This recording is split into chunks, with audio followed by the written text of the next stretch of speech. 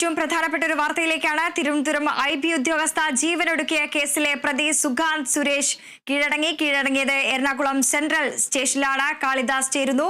കാളിദാസ്, മുൻകൂർ ജാമ്യാപേക്ഷ തള്ളിയതിന് പിന്നാലെയാണ് ഈ IB ഉദ്യോഗസ്ഥ ജീവനൊടുക്കിയ കേസിലെ പ്രതി സുഗാന്ത് കീഴടങ്ങിയിരിക്കുന്നത്. വിവരങ്ങൾ. തീർച്ചയായും മൃദ, ഹൈക്കോടതി മുൻകൂർ ജാമ്യാപേക്ഷ തള്ളിയതിനെ തുടർന്നാണ് ഇപ്പോൾ പ്രതി സുഗാന്ത് കീഴടങ്ങിയിരിക്കുന്നത്. എറണാകുളം സെൻട്രൽ പോലീസ് സ്റ്റേഷനിലാണ് കീഴടങ്ങിയിരിക്കുന്നത്. വലിയ രീതിയിലുള്ള ഒരു വിവാദം സൃഷ്ടിച്ചൊരു സംഭവം കൂടിയായിരുന്നു. അല്ലെങ്കിൽ ഇതിനെ തുടർന്ന് വലിയ രീതിയിൽ വിവാദവും അതോടൊപ്പം തന്നെ ഈ ഒരു പ്രതി സുഗാന്തിനെതിരെ വലിയ രീതിയിൽ ആരോപണവും ഒക്കെ കുടുംബവും ഉന്നയിച്ചിരുന്നു.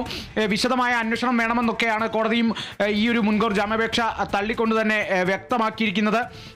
ഏറ്റവും പ്രധാനമായിട്ടുള്ള കാര്യമെന്ന് പറയുന്നത് ഇതിൻ്റെ ആദ്യ ഘട്ടത്തിൽ തന്നെ ഇത് കൃത്യമായി സുഗാന്തിലേക്ക് ഈ ഒരു അന്വേഷണം നീങ്ങിയിരുന്നു എന്നുള്ളതാണ്. അല്ലെങ്കിൽ കുടുംബത്തിന്റെ അടക്കം ആരോപണം, അല്ലെങ്കിൽ കുടുംബത്തിന്റെ ആരോപണ പട്ടികയിൽ ഏറ്റവും ആദ്യം ഉണ്ടായിരുന്ന പേര് എന്ന് പറയുന്നത് ഈ സുഗാന്തിന്റെ പേര് തന്നെയായിരുന്നു. മകളുടേത് ആത്മഹത്യയല്ല, ഇത്തരത്തിൽ ഒരു നിർബന്ധിത കൊലപാതകമാണ് എന്നുള്ള തരത്തിലൊക്കെയാണ് കുടുംബവും അന്ന് ആരോപിച്ചിരുന്നത്. അതിൽ ഏറ്റവും വലിയ പങ്കുണ്ടായിരുന്നത് ഈ ഒരു സുഗാന്തിനാണ്, അല്ലെങ്കിൽ ഈ ഒരു സുഹൃത്ത് സുഗാന്തിനാണ് എന്നുള്ളതാണ്. ഈ ഒരു സുഹൃത്ത് വലിയ രീതിയിൽ സാമ്പത്തികമായും മാനസികമായും ഈ ഒരു IB ഉദ്യോഗസ്ഥയെ ചൂഷണം ചെയ്തിരുന്നു എന്നുള്ളതാണ് കുടുംബവും പറഞ്ഞത്. അതുതന്നെയാണ് കോടതിയും വ്യക്തമാക്കിയത്. അതുകൊണ്ട് തന്നെ ഈ ഒരു മുൻകൂർ ജാമ്യാപേക്ഷ തള്ളുന്നൊരു സാഹചര്യം കൂടിയായിരുന്നു.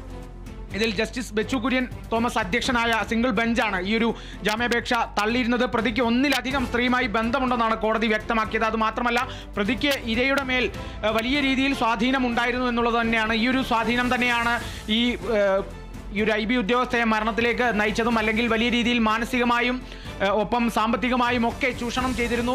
ഈ ഒരു സംഭവം ആദ്യം പുറത്തു വന്നപ്പോൾ തന്നെ, അല്ലെങ്കിൽ ഈ ഒരു IB ഉദ്യോഗസ്ഥയുടെ ആത്മഹത്യ അല്ല, ഇതിൽ ഈ ഒരു സുഹൃത്തിന് പങ്കുണ്ട് എന്നുള്ളൊരു വാർത്ത പുറത്തു വന്നപ്പോൾ തന്നെ ഈ കുടുംബവും അതുതന്നെയാണ് പറഞ്ഞിരുന്നത്. ആ മകളുടെ കയ്യിൽ മാസം വലിയ രീതിയിൽ ശമ്പളമുള്ള ഒരു IB ഉദ്യോഗസ്ഥ എന്നുള്ള നിലയ്ക്ക് മാസാവസാനമാകുമ്പോൾ ഈ ശമ്പളമൊന്നും ഈ മകളുടെ അക്കൗണ്ടിൽ ഉണ്ടാകാറില്ല, ഇതെല്ലാം സുഗാന്തിന്റെ അക്കൗണ്ടിലേക്ക് മാറ്റുകയാണ് എന്നുള്ള തരത്തിലൊക്കെയാണ് കുടുംബം ആരോപിച്ചത്. അത് പിന്നീട് ഏറെക്കുറെ ശരിവെക്കുന്ന തരത്തിലായിരുന്നു അന്വേഷണത്തിന്റെ ഗതിയും.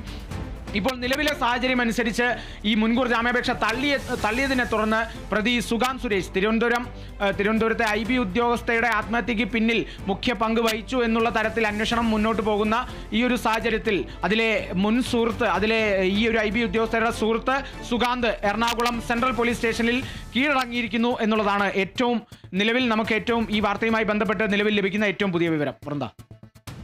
ശരി, കാളിദാസാണ് വിവരങ്ങൾ നൽകിയത്.